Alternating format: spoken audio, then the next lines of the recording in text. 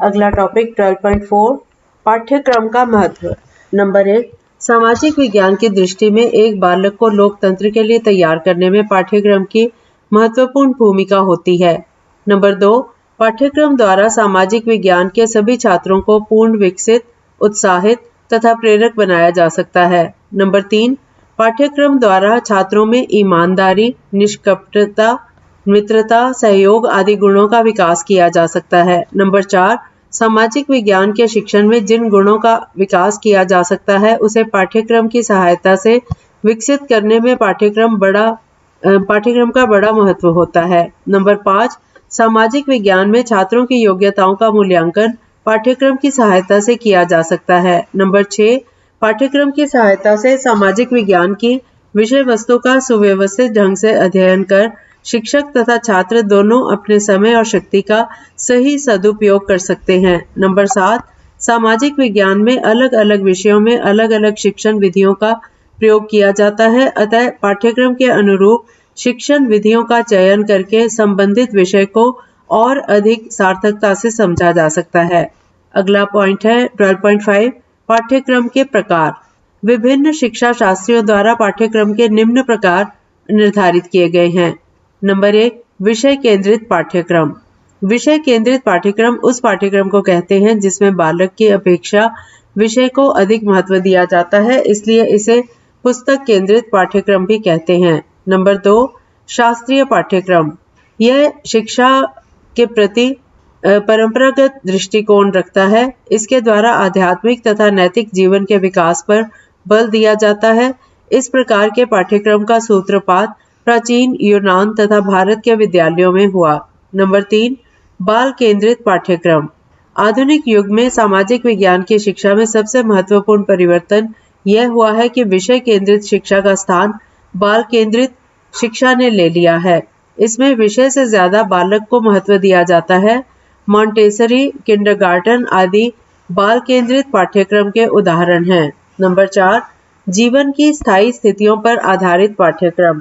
जीवन की स्थायी स्थितियों पर आधारित पाठ्यक्रम उन जारी रहने वाली स्थितियों में निहित है जिनमें प्रत्येक व्यक्ति स्वयं को अपने विकास के प्रत्येक स्तर पर समाज में पाता है।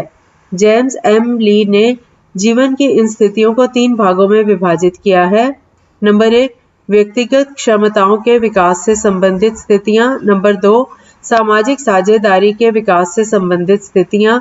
और नंबर 3, वातावरण से संबंधित कारकों तथा शक्तियों के प्रति प्रक्रिया करने की योग्यता से संबंधित स्थितियां। अगली टाइप है 5th टाइप कोर पाठ्यक्रम।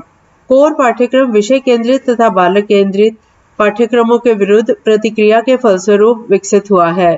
यह अमेरिका में अधिक प्रचलित है। इसका मुख्य कारण आधुनिक युग की सामाजिक अव्यवस्था है। यह पाठ्यक्रम इस बात पर बल देता है कि विद्यालय अधिक सामाजिक दायित्वों को ग्रहण करें और कुशल व्यक्तियों का निर्माण करें। और लास्ट टाइप है क्रिया प्रधान पाठ्यक्रम।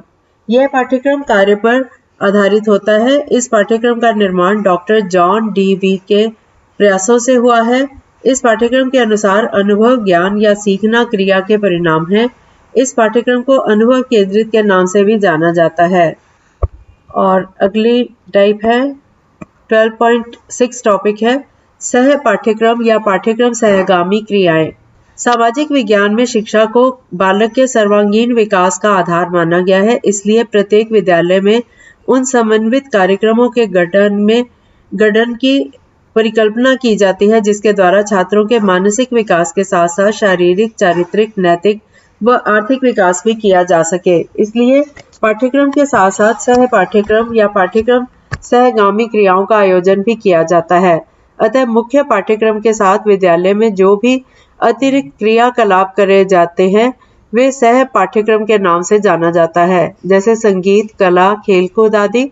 इन क्रियाओं के संबंध में विभिन्न विचारकों द्वारा दिए गए विचार इस प्रकार हैं। रॉस के अनुसार शिक्षा प्रक्रिया की धारणा जो बच्चों के प्रत्यक्ष अनुभवों या प्रत्यक्ष जीवन व्यापन द्वारा सीखने में विश्वास करती है। स्कूल को एक छोटा समाज समझने की धारणा जिसमें बच्चे सामाजिक प्रक्रियाओं में वास्तविक रूप से भाग लेकर सभ्य जीवन व्यतीत करना सीखते हैं। इन आदर्शों की प्राप्ति हेतु विद्यार्थियों को स्वैच्छिक क्रियाओं का मार्गदर्शन किया जाना चाहिए। सुल्तान महिउद्दीन के अनुसार इन क्रियाओं को अब अतिरिक्त नहीं माना जाता, बल्कि ये स्कूल कार्यक्रम का अभिन्न अंग हैं। आधुनिक शिक्षा में पाठ्य क्रियाओं तथा पाठ्य अतिरिक्त क्रियाओं के अंतर को समाप्त किया जा रहा है और विद्यार्थियों के सभी अनुभवों, बौद्धिक, सामाजिक, नैतिक, भावात्मक तथा शारीरिक को समन्वित करना स्कूल के प्रयासों का लक्ष्य है। तभी स्कूल विद्यार्थियों के लिए वास्तविक एवं सजीव संसार बन सकता है। और इसके बाद माध्यमिक शिक्षा आयोग के अनुसार स्वच्छ, आनंदप्रद तथा सुव्यवस्थित स्कूल भवन मिल जाने के पश्चात हम चाहेंगे कि स्कूल में विभिन्न प्रकार की क्रियाओं का आयोजन हो जो विद्यार्थियों की विकास संबंधित आवश्यकताओं को पूरा कर सकें। उसमें मनोरंजन कार्यों, क्रियाओं तथा योजनाओं की व्यवस्था करनी होगी जो बच्चों को प्रभावित करें और उनकी विभिन्न रुचियों को विकसित करें।